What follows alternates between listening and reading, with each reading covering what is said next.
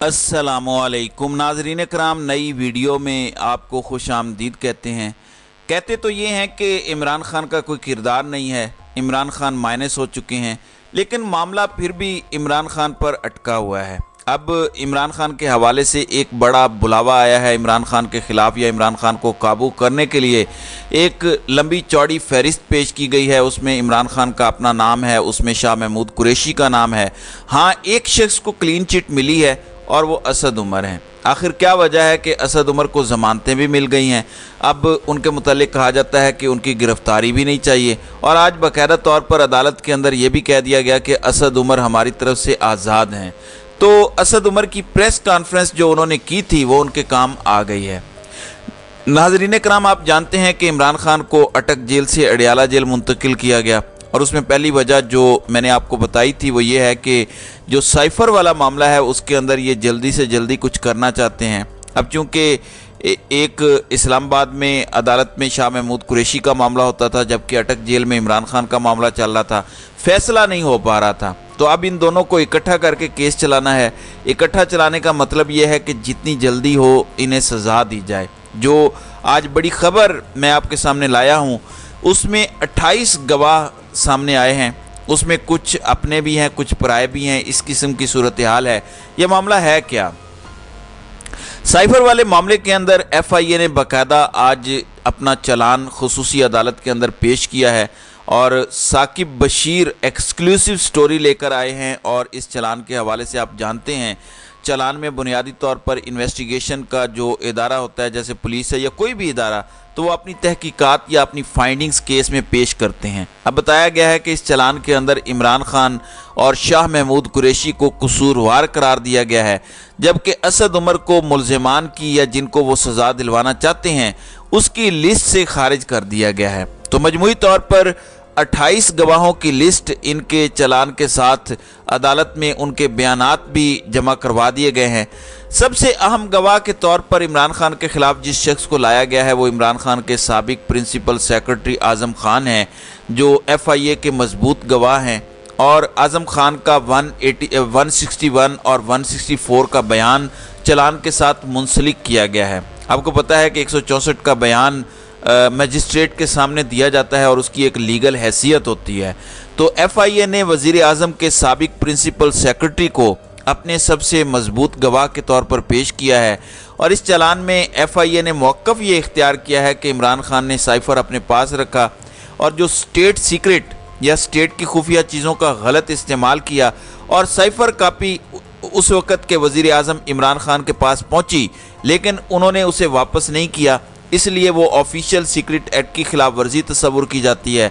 जबकि दूसरी जानिब शाह महमूद कुरैशी हैं। शाह महमूद कुरैशी के मुतालिक बताया गया है कि उन्होंने 27 मार्च की तकरीर की, फिर चेयरमैन PTI की जो मुआवनत उन्होंने की, तो इमरान खान और शाह महमूद कुरैशी की 27 मार्च की तकरीर का ट्रांसक्रिप्ट और CD भी इसके साथ मुंसलिक की गई है। नाज़रीन कराम, 27 मार्च को आपको याद होगा इस्लामाबाद के अंदर परेड ग्राउंड में पाकिस्तान तहरीक इंसाफ ने एक बहुत बड़ा जलसा किया था जब उनकी हुकूमत गिरने वाली थी। तो उसमें इमरान खान ने साइफ़र लहराया था और साथ ही अपने मुतल्लिक होने वाली साजिश से अवाम को आगाह किया था। अब ये जो 28 गवाहान हैं, इन 28 गवाहों के अंदर कौन कौन लोग शामिल हैं? इसमें एक तो आज़म खान है, जबकि उस वक़्त के जो सफ़ीर थे अमेरिका के अंदर असद मजीद, उन्हें भी शामिल किया गया है। साबिक सेक्रेटरी खारजा सुहेल महमूद भी गवाहों में शामिल हैं। इसके अलावा एडिशनल सेक्रेटरी खारजा फैसल नियाज तिरमिज़ी भी FIA के गवाहों में शामिल हैं।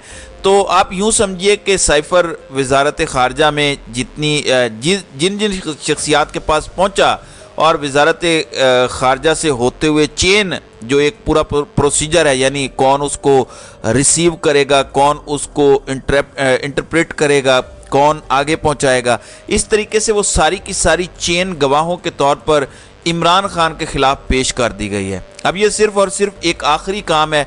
ज़ाहिर है इसमें कुछ सर्विंग लोग भी शामिल हैं, जबकि कुछ दीगर सिविलियंस भी हैं।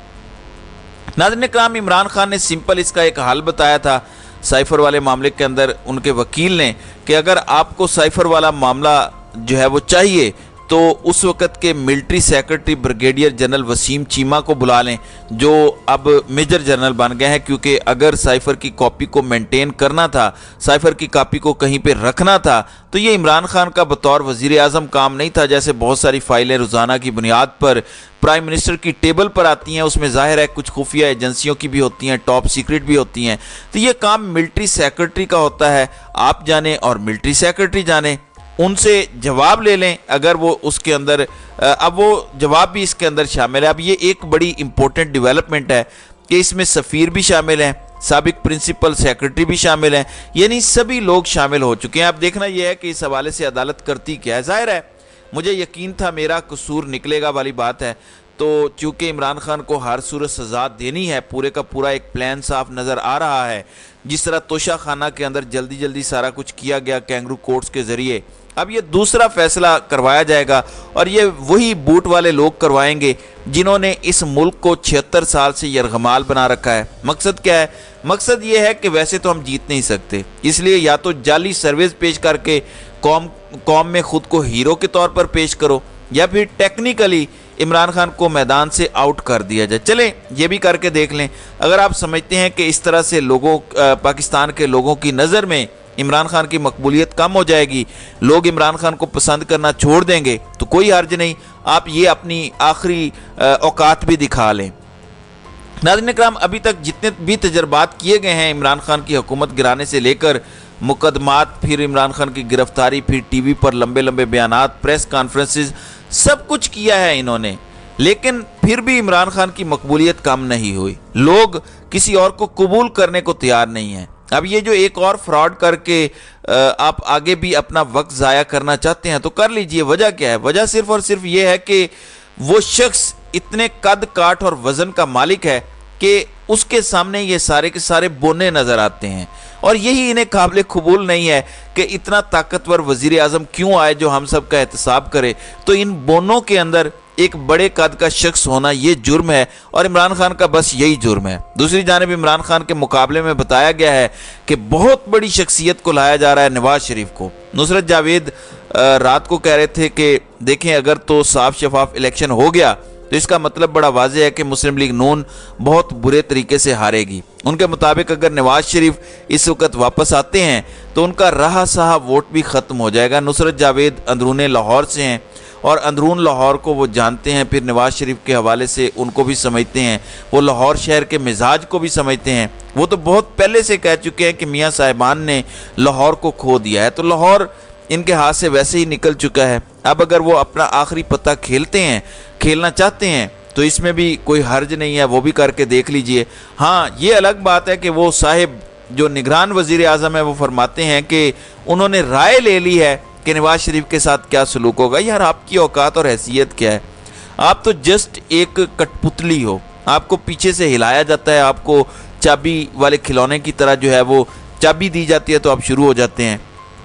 کل پاکستان کے اندر دن کے وقت مستونگ والا واقعہ ہوا، ہنگو والا واقعہ ہوا، دیگر کئی واقعات ہوئے، لیکن رات کو 9:48 پر اس شخص کو یاد آیا کہ انہوں نے ان واقعات سے متعلق بات کرنی ہے۔ تو اس سے آپ اندازہ کیجئے کہ کس قدر نان سیریس یہ کریکٹر ہے۔ رات کو پاکستان تحریک انصاف بھی یہی بات کر رہی تھی کہ اپنی احمقانہ حرکتوں کا ریکارڈ قائم کرنے کی بجائے آپ اپنا آئینی فرض نبھائیں، الیکشن کرائیں اور اپنے گھر کو سدھاریں، بجائے اس کے کہ آپ اس منصب پر بیٹھے رہیں جس کے آپ اہل ہی نہیں ہیں۔ ظاہر ہے فی الحال نواز شریف کی بڑے گھر میں یا طاقتوروں کے ساتھ یس ہے، تو یہ ساری باتیں ہو رہی ہیں، ورنہ اگر قانون ہوتا تو قانون وہی عمران خان کے لیے بھی ہونا چاہیے، وہی قانون نواز شریف کے لیے بھی ہونا چاہیے۔ اب خورشید شاہ کہہ رہے ہیں کہ بہت مشکل ہے کہ عدالت مجرم کو ضمانت دے۔ نواز شریف اس وقت سزا یافتہ ہیں، ان کو جیل سے نکال کے عدالت نے بھیجا تھا، اور اس وقت تو کہا جاتا تھا کہ لکھ کے دیں نواز شریف کی جو جان کی گارنٹی ہے، لیکن دوسرے لوگوں کے معاملے میں یہ چیزیں بالکل مختلف ہو جاتی ہیں۔ تو خورشید شاہ کہہ رہے ہیں کہ نواز شریف کو ضمانتیں ملیں تو عدالتیں گڈ ٹو سی یو والی ہو جائیں گی، عدالتیں گڈ ٹو سی یو والی نہیں ہونی چاہیے۔ یعنی اگر یہ سب ہوا تو یہ سارے کا سارا عدالتوں پر الزام آئے گا کہ دیکھیں ایک شخص سزا یافتہ ہے، وہ اتنے عرصے سے مفرور اور بھگوڑا بن کر رہا، और आप उसको ज़मानतें दे रहे हैं, जबकि दूसरा पाकिस्तान में मौजूद है जो कानून को फॉलो कर रहा है, हर अदालत के सामने पेश होता है, जबकि उसके साथ किस तरह का सलूक किया जाता है और किस तरह के झूठे मुकदमात में उसे फंसाने की कोशिश की जा रही है। तो नाज़रीन इकराम, आपकी इस वीडियो के हवाले से क्या राय है? आप अपनी राय का इजहार कमेंट सेक्शन में ज़रूर कीजिएगा।